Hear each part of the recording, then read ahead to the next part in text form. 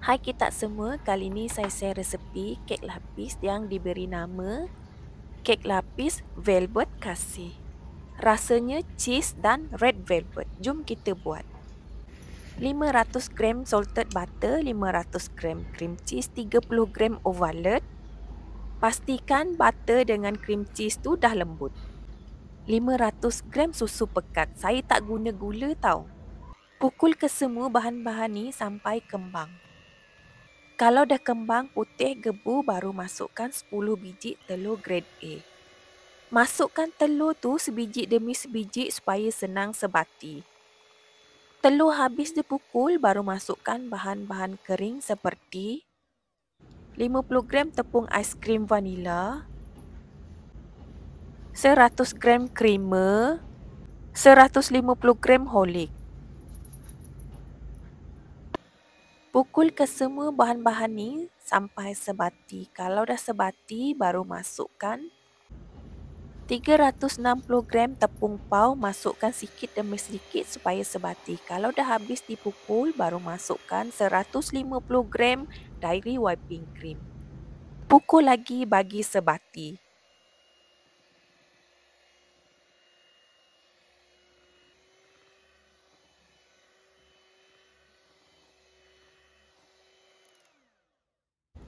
Kemudian timbang ke semua adunan ni dan bahagi kepada dua bahagian. Satu bahagian 933 gram dan satu lagi bahagian 1866 gram. Bahagian yang 933 gram masukkan satu sudu besar red velvet Il Malco.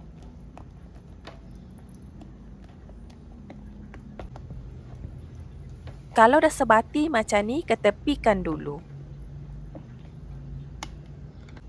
Bahagian yang lagi satu masukkan warna putih 80 ml. Sebatikan.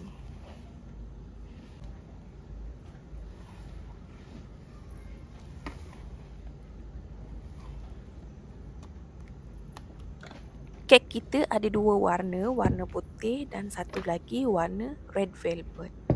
Sapu bawah loyang 9x9x4 dengan margarin. Lepas tu alas dengan kertas baking. Keliling loyang tu saya tak sapu apa-apa dengan margarin ataupun butter. Serdak biskut red velvet secukupnya.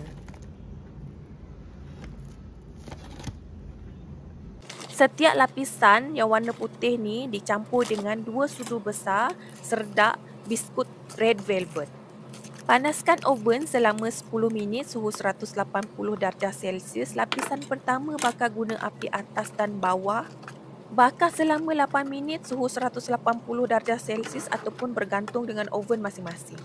Letak loyang di rak paling bawah sekali. Lapisan yang warna putih ni berat 186 gram. Lapisan kedua dan sampai lapisan terakhir bakar guna api atas sahaja. Bakar selama 8 minit suhu 150 darjah Celsius ataupun bergantung dengan oven masing-masing. Letak loyang di rak paling bawah sekali. Step untuk melapis kek ni, mula-mula kita buat 2 lapisan yang warna putih. Habis melapis yang warna putih ni, kemudian buat lagi satu lapisan warna red velvet.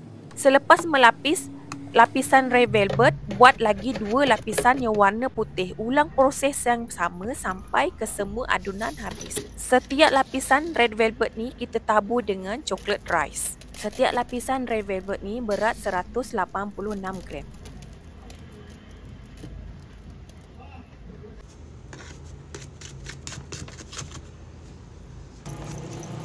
Lapisan terakhir ni bolehlah korang hias dengan serdak biskut red velvet dan coklat rice ataupun ikut gravity masing-masing.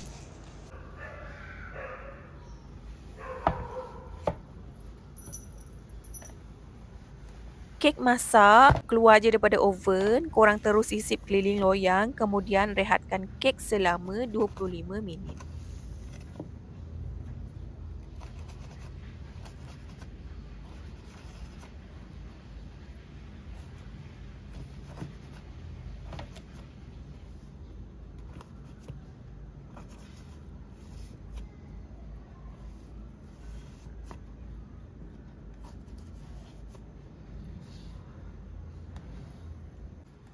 Kek ni saya dah rehatkan selama 20 minit, kemudian sisip lagi sampai bawah loyang dan terus keluarkan kek daripada loyang. Tunggu kek betul-betul sejuk baru kita boleh potong.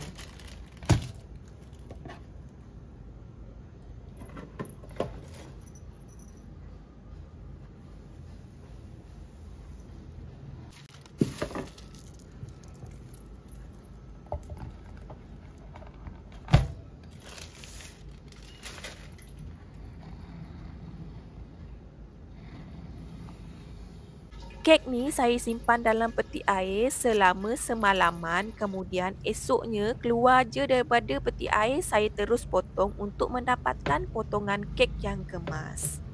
Selamat mencuba semua, semoga bermanfaat untuk semua.